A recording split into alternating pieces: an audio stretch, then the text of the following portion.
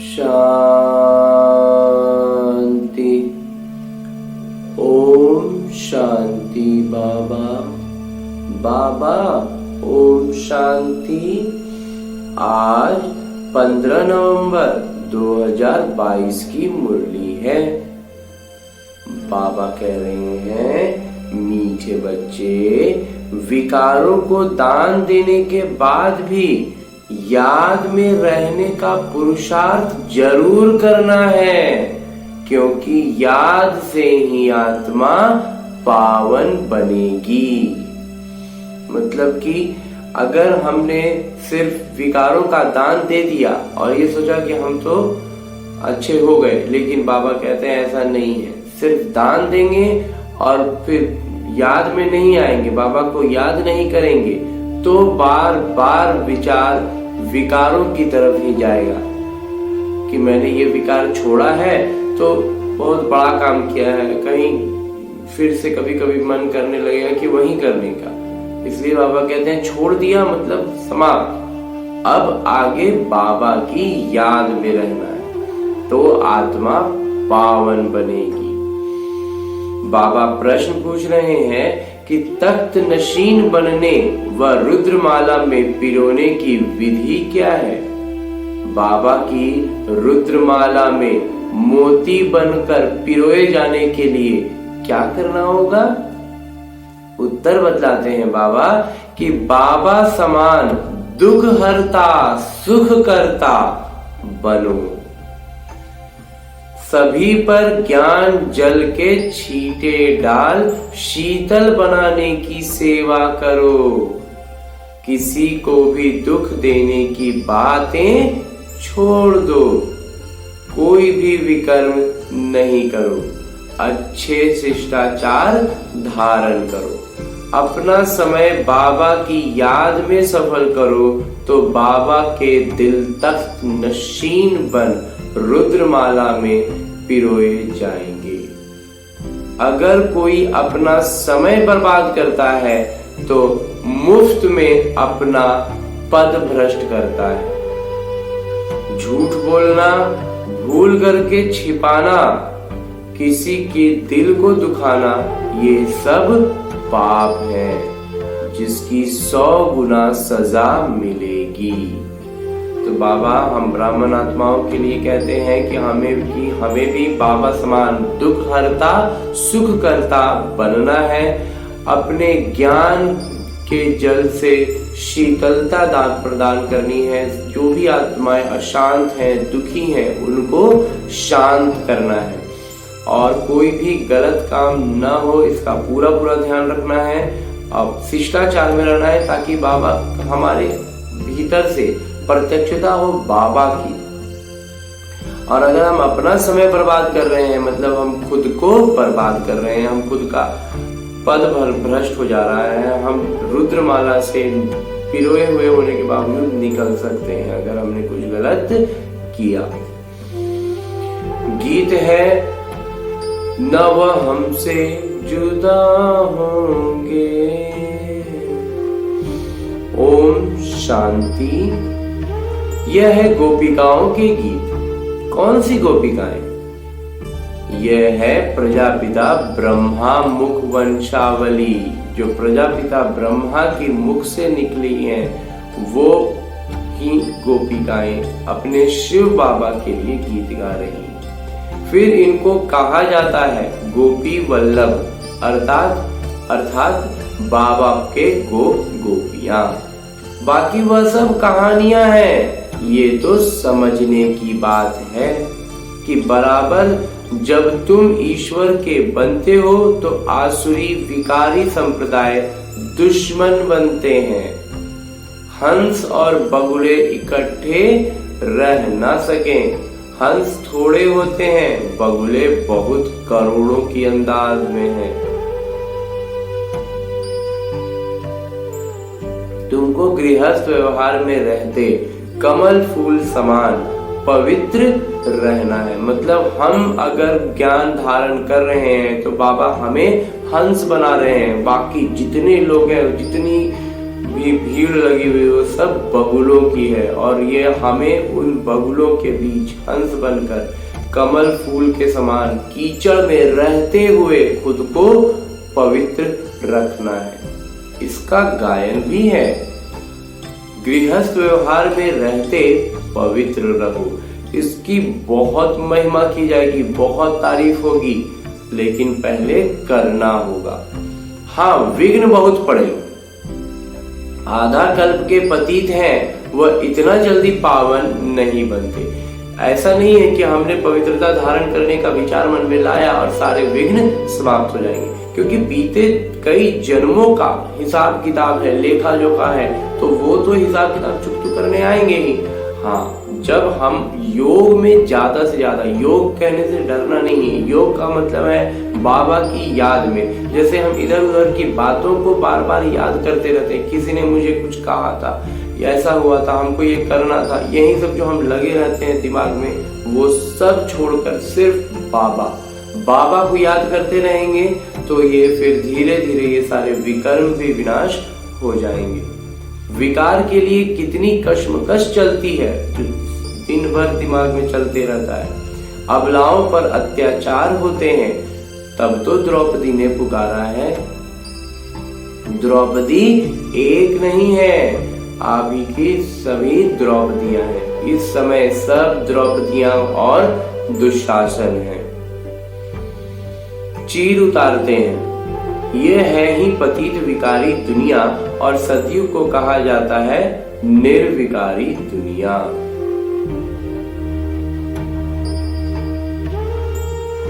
ये है विकारी दुनिया, रावण राज्य। इस दुनिया में कितना दुख है, रोना पीटना, लड़ाई झगड़ा, क्या क्या लग पड़ा है। जब नई दुनिया में देवताएं राज्य करते थे तो पवित्रता, सुख, शांति थी।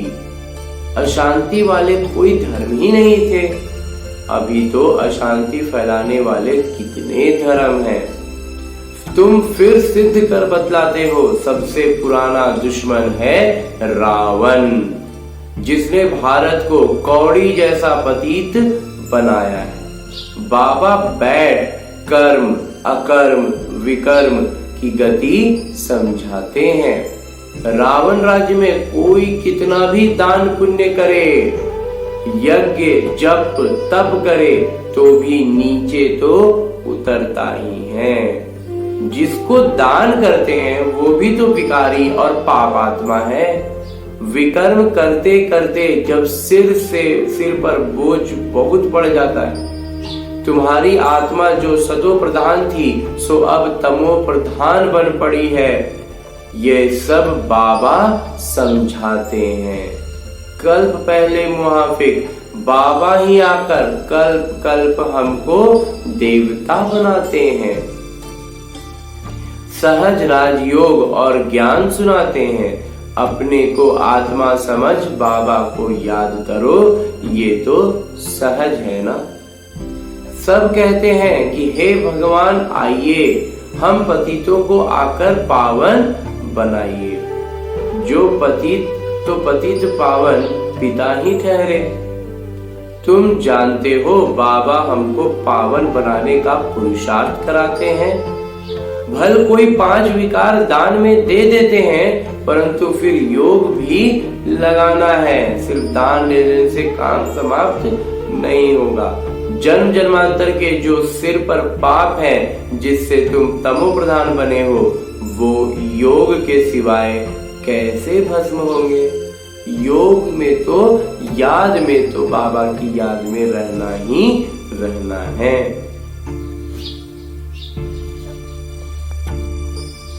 तुम 5 विकार का दान करते हो कि हम कोई पाप नहीं करेंगे, परंतु जन्म जन्मांतर के जो पापों का हिसाब है वो कैसे चुकतू होगा। आज हमने प्रतिज्ञा कर ली कि हम पवित्र रहेंगे, हम अब विकार में नहीं जाएंगे, लेकिन इसका मतलब ये थोड़ी हुआ कि विकार जो कई जन्मों का विकार है वो चुकता हो गया। तो चुकता होगा, लेकिन पहले याद में और योग में रहेंगे तब। परंतु जन्म जन्मांतर के जो पापों का हिसाब है वो कैसे चुकतू होगा। उसकी युक्ति है जहां तक जीना है बाबा की याद में रहना है।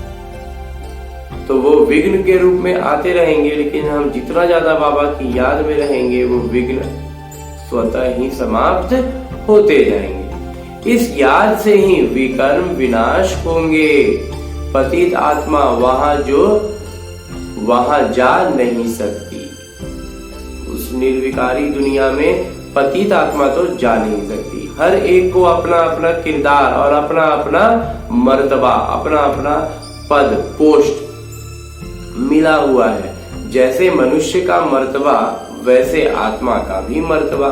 जैसे हर आदमी का लौकिक में भौतिक में हम एक ओहदा जानते हैं ना कि ये फलाना है, ये ऑफिसर है, ये क्लर्क है, ये प्यून है, वैसे ही आत्मा का भी अपने कर्मों के अनुसार, अपने पुरुषार्थ अनुसार उनका एक ओहदा बन गया है, मर्तबा मिल गया है। पहले पहले आत्मा स्वर्ग में आएगी।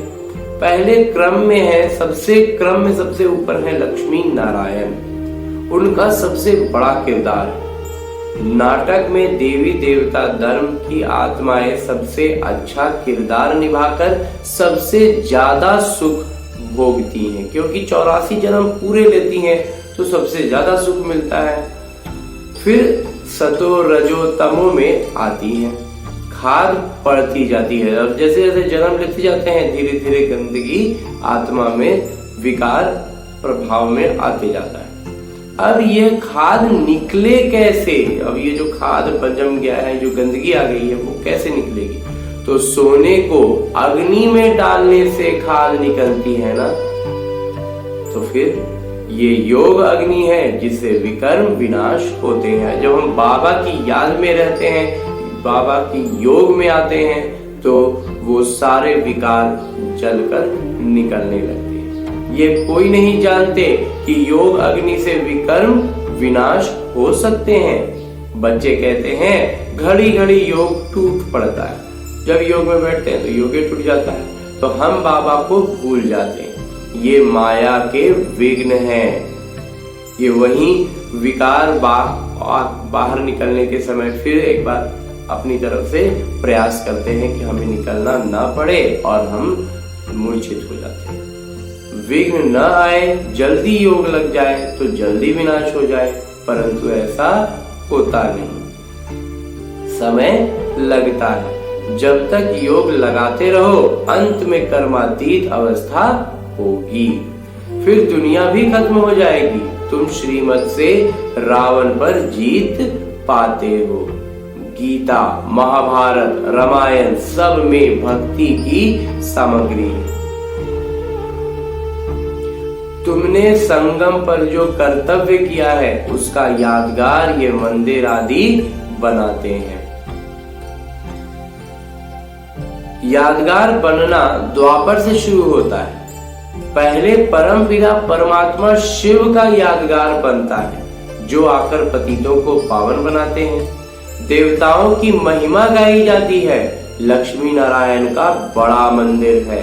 उन्हों की इतनी पूजा क्यों होती है यह किसी को मालूम ही नहीं, क्योंकि वो अभी के इस संगम युग पर, इस ब्राह्मण जन्म में सबसे अच्छा, सबसे तीव्र और सबसे मजबूत पुरुषार्थ करते हैं, इसलिए वो क्रम में सबसे ऊपर हो जाते हैं। और उसी पुरुषार्थ की, उसी जो उनका जो समर्पण भाव था उसके लिए उनकी पूजा सबसे ज्यादा होती है और वो सबसे आगे हो जाते हैं। बाबा कहते हैं पूजा क्यों होती है यह किसी को मालूम नहीं है, ये सिर्फ हम ब्राह्मण ही जानते हैं। पूज्य से पुजारी जरूर बनना पड़े। पूज्य हैं तो प्रारब्ध भोगते हैं। जैसे बड़े राजाओं के जीवन चरित्र गाते हैं, बड़े राजाओं के जीवन का चरित्र गाते हैं, तो सतयुग के पहले क्रम में महाराजा महारानी लक्ष्मी नारायण की जरूर महिमा गाएंगे, परंतु वह कैसे बने यह नहीं जानते। जैसे ब्रह्मा और सरस्वती इन दोनों को सिखलाते हैं, सिखलाने वाले हैं शिव। उनका नाम शास्त्रों से गुम कर अगड़म बगड़म कर दिया। शिव बाबा ब्रह्मा सरस्वती को ज्ञान दे रहे हैं, ये बातें ही हटा दी हैं, तो फिर सब अगड़म बगड़म हो गया। इन बातों को सजग बच्चे क्रमशः समझते हैं। जिन बच्चों में जितनी ज्यादा सजगता होगी, जितना ज्यादा क्यूरियोसिटी होगी ज्ञान को समझने की, उतना ज्यादा वो ज्ञान को उसी क्रम में समझेंगे। जिसकी जागरूकता ज्यादा है, जिसकी सजगता ज्यादा है वो ज्यादा, और जिसकी कम है वो कम, और जिनमें नहीं है वो नहीं समझ पाते हैं। ये नाटक चल रहा है। कल पहले भी तुम ऐसे बने थे जैसे अब बन रहे हो। यह झाड़ वृद्धि को पाता रहेगा, फल भी जरूर पकेगा। वृक्ष को बढ़ने में समय तो लगता है ना। जब झाड़ तैयार हो जाएगा तो तुम देवी देवता बन जाएंगे। जब वृक्ष पूरा तैयार हो जाएगा तो तुम देवी देवता बन जाएंगे। बाकी सबका विनाश हो जाएगा, बाकी जितने बचेंगे वो सब विनाश हो जाएंगे। तुम बच्चे अब पक रहे हो, अभी हम सब क्या हो रहे हैं, पक रहे हैं। तो बाबा का याद का पोषण लेते जाना है और बिल्कुल मीठे फल बनना है। कोई पूरा कर पकते हैं, कोई कम पकते हैं, और कोई को तूफान लग पड़ते हैं और वो गिर जाते हैं। कमाई में ग्रहचारी आती है। बाबा कहते हैं योग लगाते रहो ताकि तुम्हारे सब पाप दग्ध हो जाए, नष्ट हो जाए। कितनी भारी कमाई है। हम लौकिक कमाई देखते हैं कि इतना रुपया कमाया, उतना रुपया कमाया, इतना रुपया अपना बाल बच्चा के नाम पर रखा, लेकिन जो ये अलौकिक कमाई है ये हमें 21 जन्मों का राजाई देता है। इसलिए इस कमाई पर बहुत ध्यान देना है। कितनी भारी कमाई है, इसलिए भारत का प्राचीन योग मशहूर है, परंतु उससे क्या होता है ये किसी को पता ही नहीं। बाबा अब हमारे पिता परम पिता परमात्मा समझाते हैं कि तुम्हारी आत्मा में खाद पड़ी हुई है, उसी को हमें हटाना है। आप ही पूज्य और आप ही पुजारी मनुष्य की आत्मा बनती है। मनुष्य की ही आत्मा है जो पहले पूज्य थी और अब पुजारी बन गई। भगवान तो बन नहीं सकते, ऐसा भगवान नहीं कर सकते, क्योंकि अगर वो भी पुजारी बने तो फिर पूज्य कौन बनाए? कोई तो फिर चाहिए ना जो फिर उठाए हमें। हमको पूज्य बनाने वाले पिता हैं, परम पिता परमात्मा शिव हैं। हम पूज्य पावन देवता थे, फिर उतरते उतरते हम शूद्र तक बन गए। सतयुग के देवी देवताओं को कहेंगे ईश्वर की नई रचना। गाते हैं मनुष्य को देवता किए। बाबा समझाते हैं अच्छी तरह पढ़ो। बाबा शिक्षक गुरु का काम होता है ताकीद करना, मतलब पुरुषार्थ करना भी और कराना भी। तो हम ब्राह्मण बच्चे अगर निमित्त बनते हैं किन्हीं अन्य आत्माओं को ज्ञान में लाने के लिए, बाबा समान बनाने के लिए, तो हमें खुद से पुरुषार्थ करना है और उस आत्मा को भी प्रेरित करना है कि वो भी पुरुषार्थ करे। समय बर्बाद मत करो, मुफ्त में पद भ्रष्ट हो जाएगा। मतलब समय बर्बाद किए मतलब खुद को बर्बाद कर दिए, फिर बहुत पछताएंगे। कहेंगे कल्प कल्प हमारी ऐसी अवस्था होगी, और फिर वो इस भय में आ जाएंगे कि फिर हर कल्प में हमारी ऐसी ही अवस्था हो जाएगी, फिर कुछ कर नहीं सकेंगे। और एक बार ऐसा हुआ तो फिर उसको बदलना बहुत मुश्किल हो जाएगा। साक्षात्कार हो जाएगा, पक्का निश्चय हो जाएगा कि कल्प कल्प ऐसे दुर्गति को पाऊंगा। बाबा समझाते रहते हैं, ये नतीजा निकलेगा, फिर बहुत रोना पड़ेगा। जैसे लौकिक में एक कक्षा से हमारा स्थानांतरण होता है, पहली कक्षा से दूसरी में, दूसरी से तीसरी में, तीसरी से चौथी में, हर साल धीरे धीरे आगे बढ़ते हैं, तो उसमें तो एक सीमा है कि हर साल ही एक कक्षा आगे बढ़ेंगे। लेकिन यहाँ बाबा के ज्ञान में ऐसी कोई सीमा नहीं है, आप हर दिन एक अगली कक्षा में बढ़ सकते हैं। तो बाबा कहते हैं जैसे कक्षा में स्थानांतरण होता है, क्रमशः बैठते हैं, और उसमें भी फिर जो अच्छे बच्चे होते हैं उनको शिक्षक आगे बैठाते हैं, तो इसी तरह से वो आगे बढ़ते जाते हैं। हम भी नई दुनिया में स्थानांतरित होते हैं। ब्राह्मणों की माला गाई हुई नहीं है, ब्राह्मण बनेंगे तो माला में नहीं आएंगे। बाबा कहते हैं रुद्रमाला की पूजा होती है, और रुद्रमाला क्या हुए, जो पक्के बच्चे बन गए, उनमें फिर हिल डोल न हो। परंतु यह किसी को पता ही नहीं है कि ये माला क्या है। ऊपर में मेरु दिखाते हैं, मेरु विष्णु है, ऊपर में फूल शिव बाबा है, फिर है माला। ये जो मेरु है वो कौन है, विष्णु है, और फिर उसमें जो फूल है वो शिव बाबा है, और जो बाकी रुद्र मोती होते हैं वो हम ब्राह्मण पक्के बच्चे हैं, जो कि देवी देवता बनेंगे और पूज्य बनेंगे। अब तुम पुरुषार्थ कर रहे हो, फिर रुद्रमाला में पिरोना है। जितना ठोस पुरुषार्थ होगा उतना ज्यादा हम माला में पिरो लिए जाएंगे। इसलिए पुरुषार्थ ऐसा करो जो तख्त नशीन बनो। हिलने डुलने वाले बच्चे माला में नहीं आते, पूज्य नहीं बनते। किसी को दुख देने की बातें ही छोड़ दो। बाबा दुख हरता सुख करता है। अगर बच्चे दुख देंगे तो कौन समझेंगे, ये ईश्वर के बच्चे हैं। अगर हमसे कोई गलत काम होगा, हम किसी को दुख देंगे, तो फिर किसी को भी उम्मीद लगेगा कि ये ईश्वर के बच्चे हो सकते हैं। हमारी बाबा बार बार कहते हैं हमारी चलन से, हमारे बात व्यवहार से ऐसा प्रत्यक्षता हो कि जैसे बाबा हैं। बाबा की प्रत्यक्षता हम ब्राह्मण बच्चों से ही होती है। इसलिए बाबा कह रहे हैं अगर बच्चे दुख देंगे तो फिर कौन समझेंगे कि ये ईश्वर के बच्चे हैं। विकर्म करना अथवा जीव घात करना, झूठ पाप नहीं करना चाहिए। जीव घात तो बिल्कुल नहीं, मतलब किसी को मारते हैं अगर, तो वो बहुत बहुत गलत काम होगा, वो तो नहीं करना है। और झूठ भी नहीं बोलना है, पाप भी जहाँ तक समझ में आ रहा है नहीं करना है। हार खाते हैं तो क्षमा मांगनी पड़े। भक्ति में भी कुछ हो जाता है तो तौबा तौबा करते हैं।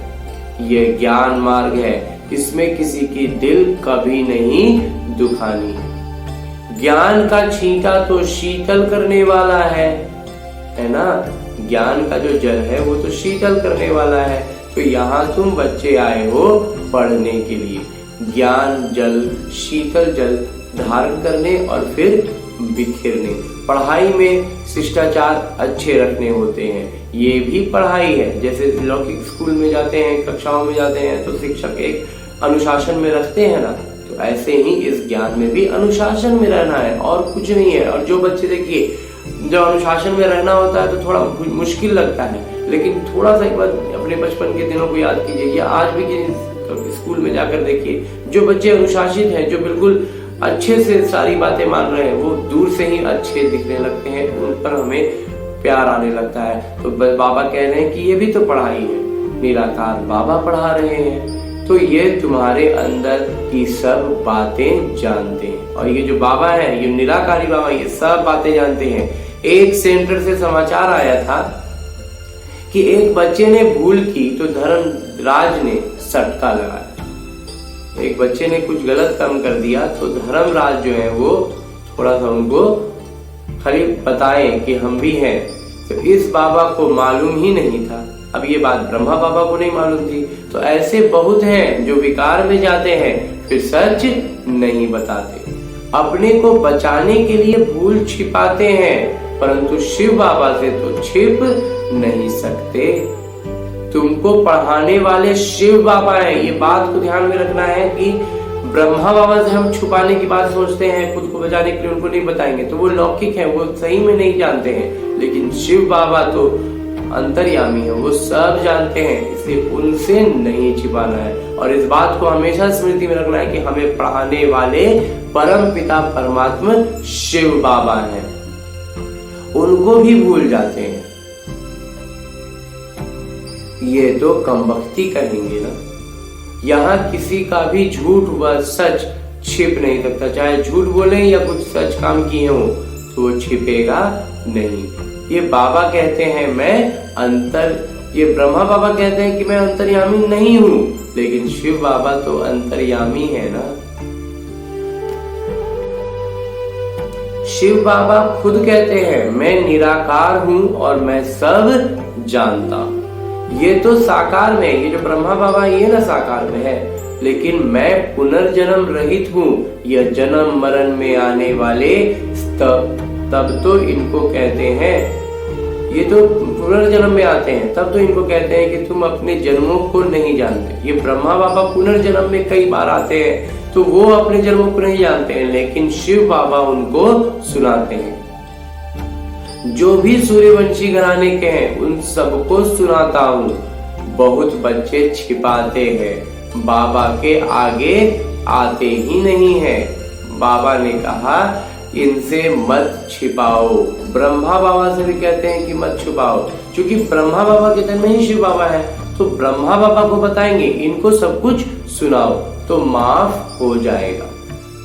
फिर भी मेरा बच्चा है, मैं तो सब कुछ जानता हूँ, इनको कैसे पता पड़े, इसलिए सब इनको सुनाओ। मतलब यहाँ पर बाबा ये कह रहे हैं कि शिव बाबा जो निराकार है वो सब जानते हैं, लेकिन जब हम इस साकारी बाबा के प्रत्यक्ष होते हैं, उनको सारी गलतियां अपनी बतलाते हैं, तो हमारे अंदर एक भावना उत्पन्न होती है जो ये हमें खुद से एहसास दिलाती है कि हम ये गलती दोबारा नहीं करेंगे, और हम बहुत ज्यादा गिल्ट फील करते हैं और हमारे अंदर वापस उस गलती को नहीं करने की बहुत ज्यादा प्रेरणा आती है। लेकिन अगर हम ये बात छुपाते हैं तो फिर हम हर बार गलती करते जाएंगे और हर बार छुपाते जाएंगे। इसलिए बाबा कहते हैं अगर गलती हो गई तो उसे प्रत्यक्ष करो, उसे बोलो, बाबा को बताओ, तो हमारा ही विकर्म विनाश होगा, वो हमारी भलाई होगी। जैसे कोई भी लौकिक में माता पिता अपने बच्चों को कहते हैं ये करो वो करो, तो इससे क्या वो अपना भलाई चाहते रहते हैं? नहीं, वो तो चाहते हैं कि वो बच्चे का भला हो। तो बाबा भी यही कह रहे हैं कि आगे जन्म जन्मांतर का हिसाब तो मेरे पास जमा है, शिव बाबा के पास तो सारा हिसाब किताब जमा है। तो आप बताएंगे, आप कबूलेंगे, अपने से अपनी गलती मानेंगे, स्वीकारेंगे कि मुझसे ये गलती हुई है, तो बाबा उसे माफ भी करेंगे। बाकी इस जन्म का जो है इनको सुनाओ तो मैं भी सुनूंगा, और इस जन्म का जो है इसको जो गलती जो अभी आपको याद है कि मैंने बीते जन्म में क्या गलती की था वो तो याद नहीं है, लेकिन इस जन्म में जो गलती हो रही है या हो गई है उसको सुनाएंगे तो शिव बाबा आपकी मासूमियत को, आपकी सच्चाई को देखेंगे तो आपकी गलती माफी होगी। बाकी घर बैठे समझेंगे कि शिव बाबा तो सब कुछ जानते हैं, नहीं, बोलना है, बताना है। वह तो भक्ति मार्ग में करते आए हो, वो बातें तो कि बाबा आप तो सब जानते हैं, हम कुछ बोलेंगे नहीं, तो वो काम तो भक्ति में करते आए हैं। अब तो मैं सम्मुख आया हूँ।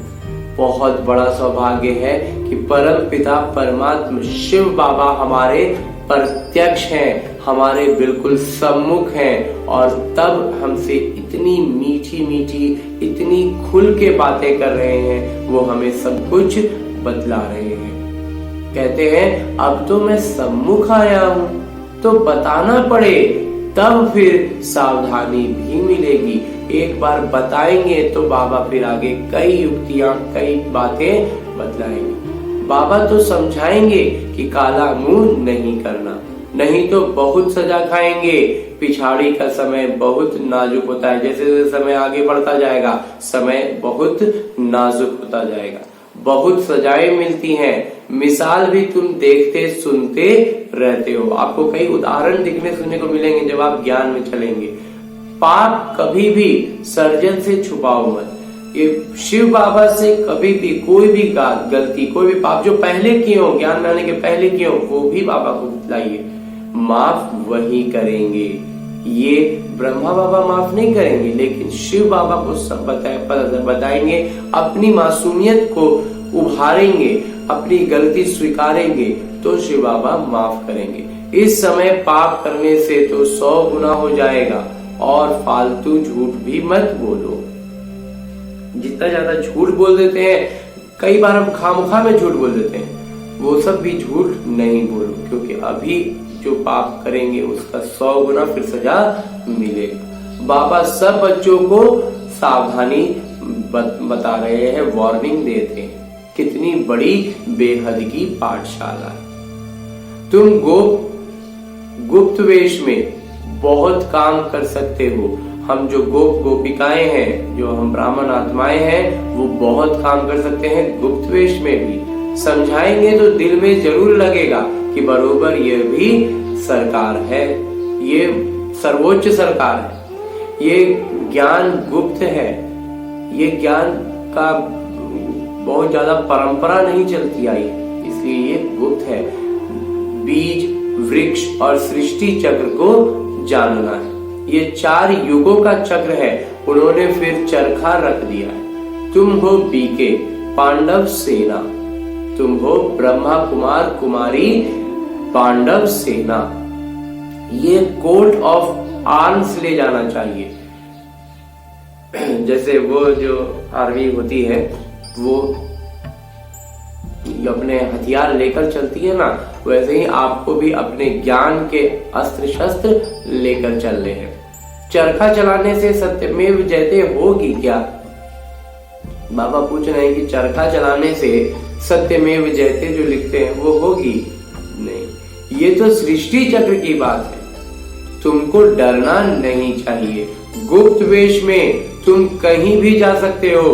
बहुरूपी के बच्चे बहुरूपी होने चाहिए, मतलब समय अनुसार अपना रूप स्वरूप बदल लें, लेकिन भीतर से भीतर ज्ञान को दूसरों को देते रहना है। रूप बदलकर, बात बदलकर, लेकिन ज्ञान देते चलेंगे। और बहुरूपी बाबा कहते हैं कि समय अनुसार जैसा परिस्थिति हो वैसा रूप लेकर के युक्ति युक्त जीवन को आगे बढ़ाना है। तो परंतु बच्चों की बुद्धि में आता नहीं, ये बातें बच्चे अपने से नहीं समझ पाते हैं। थोड़ी ही सेवा में खुश हो जाते हैं, दिमाग एकदम आसमान में चढ़ जाता है। एक कुछ ब्राह्मण बच्चे जो थोड़ा भी सेवा कर पा रहे हैं, उनका दिमाग आसमान में चढ़ जाता है कि हमने तो इतनी सेवा कर ली, बहुत खुश हो जाते हैं। अर्जुन तो बहुत काम करना है, अभी बहुत सारा काम करना बाकी है। किस्म किस्म से पुरुषार्थ करना है। बाबा अनेक बिंदुएं देते हैं, ये ज्ञान यज्ञ तो चलना ही है। इसलिए तुरंत में जरा सा कुछ सेवा हुआ नहीं कि खुश हो जाते हैं, ये ऐसा नहीं करना है। बाबा कह रहे हैं हर एक पंथ को बुलाते रहो, मतलब जो भी ज्ञान मार्ग में नहीं है, श्रीमत पर नहीं है, उसको श्रीमत पर लाते रहना है। राजाओं को भी बुला सकते हो, जो सरकार, जो लौकिक में सरकार है उसको भी बुला सकते हो, सम्मेलन भी कर सकते हो। जैसा आदमी वैसा कार्ड छपाना चाहिए। आकर समझो ये सृष्टि का चक्र कैसे फिरता है। आओ तो हम आपको परम पिता परमात्मा की और 5000 वर्ष की जीवन कहानी सुनाए। आश्चर्य है ना? अच्छा, मीठे मीठे सिगरते बच्चों प्रति माता पिता बाबा का याद प्यार और आशीर्वाद। रूहानी बाबा की रूहानी बच्चों को नमस्ते। हम रूहानी बच्चों की ओर से रूहानी बाबा को याद प्यार और प्रणाम। धन्यवाद बाबा, धन्यवाद। मुरली के लिए भी धन्यवाद। धारणा है, पावन बनने के लिए जब तक जीना है माया के विघ्नों की परवाह नहीं करनी है, क्योंकि ये माया के विघ्न क्या है? बीते जन्मों के और इसी जन्म के भी जितने भी हम विकर्म करते आए थे, जो भी पाप कर्म हमसे होते आए थे, वो सब अचानक से तो नहीं समाप्त हो जाएंगे, तो वो हिसाब किताब चुकतू करने के लिए आएंगे। लेकिन अब हम ज्ञान में हैं तो अब हम उनमें उलझेंगे नहीं, अब हम बाबा की याद में रहेंगे और बाबा वो सब सुलझा देंगे। सभी पर ज्ञान की छींटे डाल शीतल बनाने की सेवा करनी है। जो भी आत्माएं हमारे संबंध संपर्क में आए उन पर ज्ञान जल की छींटे डालनी है और उन्हें भी शीतल करना है। किसी की दिल को भी दुखाना नहीं है। बाबा समान दुख हरता सुख करता बनना है। बहुत बड़ी बात बाबा बहुत बहुत मीठी बात कह रहे हैं कि हमें बाबा समान दुख हरता सुख करता बनना है और थोड़ा सा सेवा करके बहुत ज्यादा खुश नहीं हो जाना है, अभी बहुत काम करना है। और आज बाबा वरदान दे रहे हैं। बाबा कहते हैं, स्वमान में स्थित रह देह भान को समाप्त करने वाले अकाल तख्त नशीन अकाल मूर्त भव। स्वमान में स्थित रहना है। बाबा ने जो आत्मिक स्मृति दिलाई है उसमें स्थित रहेंगे तो शरीर का भान कि मैं गरीब हूं, मैं मोटा हूं, मैं ऐसा हूं, मैं वैसा हूं, ये सारे जो विचार होते हैं, ये किसी को देह भान कहते हैं, ये समाप्त हो जाएगा जब हम ये याद में रहेंगे कि हम आत्मा है। तो ऐसा देह भान समाप्त करने वाले अकाल तख्त नशीन, मतलब कि फिर हम क्या हो जाएंगे, हमें तख्त मिलेगा, बाबा हमें स्वर्ग में राजाई देंगे, बादशाही देंगे। तो वो उस पल वो जो समय है वो वही स्थिर हो जाएगा जितनी ज्यादा हम पक्के होंगे, और हम अकाल मूर्त भवा हो जाएंगे। अकाल मूर्त होने के लिए बाबा कहते हैं। संगम युग पर बाबा द्वारा अनेक सम्मान प्राप्त हैं। अभी बाबा हमें अक्सर कोई ना कोई सम्मान देते रहते हैं, और वरदान तो रोज ही देते हैं। तो रोज एक नया सम्मान स्मृति में रखो तो सम्मान के आगे देह भान ऐसे भाग जाएगा जैसे रोशनी के आगे अंधकार भाग जाता है। सम्मान की स्मृति में रहेंगे, आत्मिक स्मृति में रहेंगे, तो फिर ये देह का जो भान है वो ऐसे भागेगा जैसे रोशनी के सामने अंधकार। ना समय लगता, ना मेहनत लगती, सिर्फ एक स्मृति और अपने आप सब होगा। आपके पास सीधे परम पिता परमात्मा का प्रकाश पहुंच रहा है। सिर्फ स्मृति में आना है और सीधे हम बाबा के आत्मिक प्रकाश को महसूस करते हैं, प्राप्त करते हैं, और फिर उसका पुंज बनकर चारों ओर वही प्रकाश बिखेरते हैं औरों के लिए भी। तो जो ऐसे स्वमान में रहते हैं उन्हें ही अकाल तख्त नशीन अकाल मूर्त कहा जाता है।